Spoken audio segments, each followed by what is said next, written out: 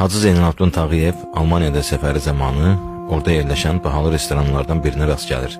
Restoranın görünüşünü çox bəyənib, orada nahar etmək qərarına gəlir. Şəkildən də gördüyünüz kimi, Hacının üzündə həmişə saqqal olurdu və o, restorana daxil olaraq künc masalarından birini seçərək əyləşir, gözləyir. Ancaq xidmətçi ona yaxınlaşmır. Səbəb olaraq isə xidmətçi Hacının xarici görünüşünü görüb, onu yoldan keçən və ya aşağı təbəqəli şərqdən gələn bir insan kimi qəbul edir. Sonda Hacı özü onu səslənmək qərarına gəlir.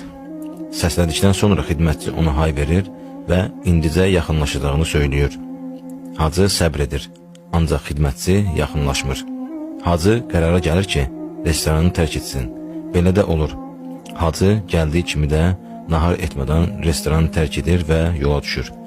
Bir müddətdən sonra restoran rəhbərliyi xəbər tutur ki, onların saqqallı və ya şərq görünüşlü qonağı Bakıdan gələn bir milyonerdir. Cəld şəkildə ağanın dalıca bir elçi göndərirlər. Ağanı restorana gətirərək ondan üzr istəyirlər və onun üçün 20 nəfərlik bir masa açıb müxtəlif təamlarla bəzəyirlər. Hacı soruşur, bu masanın bir günlük qiyməti nə qədərdir? Rəhbərlik hesablayıb və cavab verir. Bəs bir həftəlik, yenə də hesablayıb cavab verirlər. Bəs bir aylıq, bəs bir illik, bəs 100 illik? Rəhbərlik bu sualdan son dərəcə çaşqın olsalar da hesablayıb cavab verirlər. Hacının sualları əbəsdən olmur. O, restoran rəhbərliyi ilə 100 illik müqavilə imzalayır və müqavilədə qeyd olunur ki, 100 il ərzində bu restorana gələn hər bir Azərbaycanlı bax elə belə bir masada təmannasız yeyib içə bilsin. Və belə də olur. Həmin restoran 100 il ərzində ora daxil olan Azərbaycanlılara təmənnasız qulluq edir.